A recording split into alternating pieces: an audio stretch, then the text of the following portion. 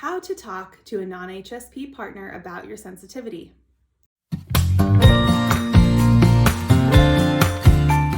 Hey, this is Amy Lajeunesse from highlysensitive.parenthood.com. Today I'm going to be sharing about how to talk to a non-HSP partner about your sensitivity. So in my work with HSP adults, I run across a lot of challenges with HSPs who are partnered with a non-HSP, a non-highly sensitive person, or somebody who is just less sensitive than they are. A lot of this has to do with just a lack of understanding or a lack of communication around what the trait is. And it can lead to some disagreements, just some clashes in terms of parenting, in terms of sort of everyday life. And I want to dig into that a little bit more here to support those of you who are HSP, who are sensitive, who are partnered with a non-HSP. I myself am partnered with a non-HSP, and of course there's a lot of benefits to that as well. For example, for me, I mean, everybody's different, but I really appreciate my husband's objectivity. He's a scientist, so he's real objective. His ability to set healthy boundaries, his steadiness, that really feels like it complements some of my challenges and some of my strengths as well. But of course, there's those of us who are have an HSP partner, and we are HSP, and that creates its own challenges and its own benefits as well, right? So those of you who are in that boat likely can name some really, really positive things about that, and then some challenges. But today we're just focusing on HSP and non-HSP partnerships. And of course, you can extrapolate this to non-partner relationships as well. If you are close friends or have a close family member who is really not highly sensitive, you probably can think of a few, and who really kind of struggle to get you and to know how to support you. So we'll dig into that here. So when we feel misunderstood or even judged as a highly sensitive person, that hurts, right? Maybe some of us were brought up in cultures or in families where sensitivity was seen as a weakness or a flaw, especially if our gender or just sort of our family culture really praised, rigidity or strength or not crying, toughness, that kind of thing. I see this a lot. I have two boys, one of which is an HSP. So I see this a lot, like in my son's sports teams, for example, lots of like, oh, toughen up, like you got this, stop crying, that kind of thing. And not to say that there's never a place for, encouraging your child's emotional regulation, although we can talk about how that would ideally look. But in general, if we've gotten the message that there's something wrong with us because of our sensitivity, we can be kind of easily triggered when our partner doesn't understand us. We can start to feel really judged and hurt. So, in addition to that, as parents or, as just people in the world, we do need some accommodation sometimes, right? So like, for example, a lot of HSPs are easily overstimulated.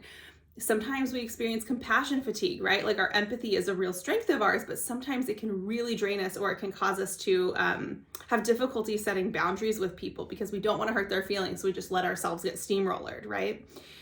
So when our partner is able to understand, hey, your empathy is a gift, but I see that this person's maybe taking advantage of you, or you're not taking good care of yourself because you're working so hard over here, that can be a real benefit to us because it helps us navigate some of the challenges of our trait. So those are the reasons why it's important for your partner to understand your sensitivity. And of course, as parents with the overstimulation piece, if our partner knows like, hey, we just get overstimulated more quickly, they're going to hopefully be more supportive around saying like, hey, I'm noticing you're feeling a little, do you want to go take a break? Hey, how about you go on a walk? Do you want to go take a shower? Do you want to go lay down? And just giving us even those little bits of time to decompress can really, really be supportive, especially in the early years of parenting. So I wanted to give you a couple of resources around that you can around sensitivity that you can send to your partner, that you can share with them, read together. I have 3 blogs slash YouTube videos that center around this. It's even in podcast format. So like whatever your partner is into, you can send them to that. It's all under Highly Sensitive Parenthood, highlyensitiveparenthood.com, Highly Sensitive Parenthood podcast, and the YouTube channel is the same.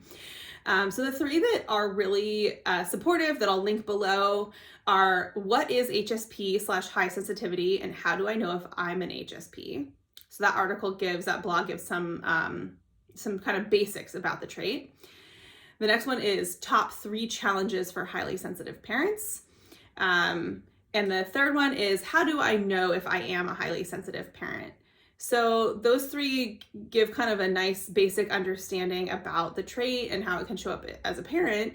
Of course, there's a bunch of other blogs / podcasts / videos that you can feel free to share with your partner to help them to understand what you're going through.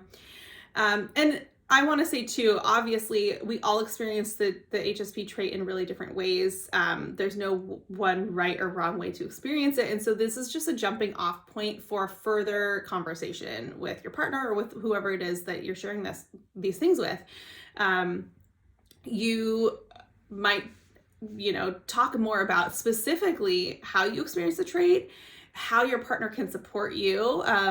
Often it's not that they don't want to, it's just that they don't have a sense of what you need. And so really specifically communicating that. So I'll give an example around crying. I brought that up earlier, right? Like HSPs, we tend to cry a little bit more than most people. And of course, actually I have a whole blog on that too. So the benefits of crying for HSPs.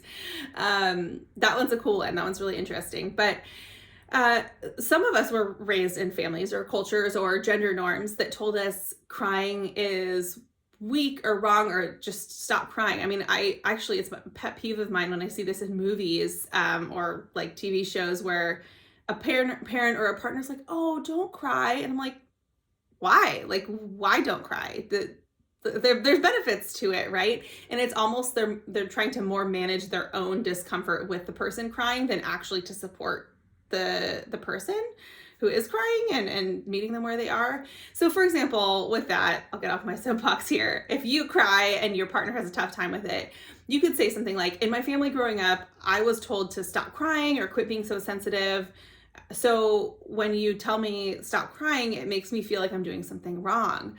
I know that's not what you're wanting to tell me, but that's how it makes me feel. But I've really come to realize that my sensitivity offers a lot of benefits, and I love really deeply, and I think about our life together and really reflect a lot on what's important to me, and I connect deeply with others, empathetically. And so when I cry, it actually helps me to release my emotions in a positive way and helps me to kind of move through them. So I'd love for you to continue to accept who I am and supporting me when things feel tough, even if I just need to cry for a little bit. And the best way you can support me is, fill in the blank, is letting me have some space, coming and giving me a hug, is talking to me about how I'm feeling, whatever it is. And it could differ from time to time, but just letting your partner know what it is you need when you are upset or when you're overstimulated can be such a game changer when you have a partner who is not highly sensitive and might just not know how to support you, right? So actually the request for this, I forgot to say at the beginning, came through a DM on Instagram. Somebody requested this topic, so shout out to you if that was you. But actually, this is such a common challenge for highly sensitive people, is this sort of navigating the relationship with others who are not highly sensitive and communicating with them about the trait, that I've actually, before this, like a year ago when I was recording the Highly Sensitive Parenthood course, I made an entire module out of the 15 modules about helping partners and support people understand your HSP trait. So it's a whole video. I want to say it's about 22 minutes long of me really going into depth about what that can look like, some of the challenges, some of the benefits, and then getting really nitty gritty about how to do that, more so than here, including a really handy 4-page PDF handout that's printable or textable, whatever, or emailable to your loved ones, your non-HSP partner, that kind of does the work for you on this. It kind of outlines the trait. It gives your partner talking points. It gives your partner specific ways that they can support you, lots of like bullet pointed out ideas. So I'm all about practicality as well, and that document's extremely practical because I have lived experience being an HSP married to a non-HSP. And I also actually speak about HSP/HSP relationship. So if you are partnered with or have someone you're really close with who's also an HSP and you're struggling to navigate that, and it's probably different challenges than we're talking about here, but I actually go into depth quite a bit in the module of the Highly Sensitive Parenthood course on being close with an HSP yourself. So if you have any questions for me, feel free to comment below, to shoot me an email, amy@highlyensitiveparenthood.com. And of course I'd love for you to check out the Highly Sensitive Parenthood course. That's the course I was just talking about with that module. It provides lots and lots of support for you as a person. It's mainly for you as a person, honestly. And there's aspects of, managing the parenthood experience, but it's really not about parenting. It's more about reconnecting with yourself and taking care of yourself and finding your community and managing overstimulation as a parent, all that kind of stuff. So it's a really juicy course, and it just is, I poured my heart and soul into it for my fellow HSP parents out there. You can check that out on the website, highlyensitiveparenthood.com. And of course, there's lots of other resources there as well, including resources for those of you who have highly sensitive children. So go ahead and check that out. I hope you have a great day, and I hope this was supportive for you. For more resources, including our signature Highly Sensitive Parenthood online course, visit highlyensitiveparenthood.com.